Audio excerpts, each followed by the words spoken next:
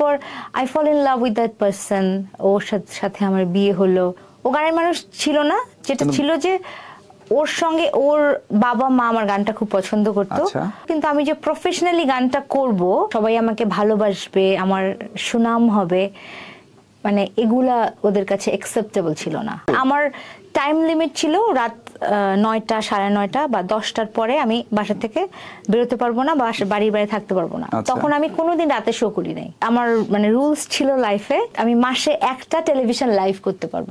অনেক পরিবার থেকে করে রুলস। হ্যাঁ, মানে আমার যে এক্স শ্বশুর সেটা করেছিল, পুরো আর্মির মতো। হ্যাঁ, আর্মি। মানে আমি কোথাও বেড়াতে গেলেও আমি ঘড়ি দেখতে থাকতাম, 10টার মধ্যে আমাকে বাসায় ফিরতে হবে। বাট এক ধরনের তো পিস ছিলই যে I love somebody, I am staying with him, but end of the day সেটা আসলে পিসফুল ছিল না।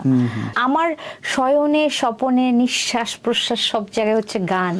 তারাও তো আপনার গানটাই পছন্দ করতো, তারা আমার গানটা পছন্দ করতো, কিন্তু তারা চাইতো না আমি প্রফেশনালি গানটা গাই। তারা ভাবতো ফ্যামিলিতে আত্মীয় স্বজন আসবে, বলবে বৌমা একটা গান শোনাও, এটা কই বাচ্চাদেরকে ছড়া বলা। হ্যাঁ, ওরকম মা একটা ছড়া বলো তো, ওরকম একটা ব্যাপার। আমি সেটা অ্যাকসেপ্ট করেছিলাম। তারপর আপনি জানেন যে তারপর নিউজিল্যান্ড চলে গেলাম, আমার কিন্তু একটা লম্বা গ্যাপ পড়ে গেল। তারপর আমার লাইফের একটা গোল্ডেন টাইম আমি মিস করে গেছি, আমার সংসার সামলাতে গিয়ে। শেষ পর্যন্ত চেষ্টা করেছিলাম, এটা আমার দোষ নাই।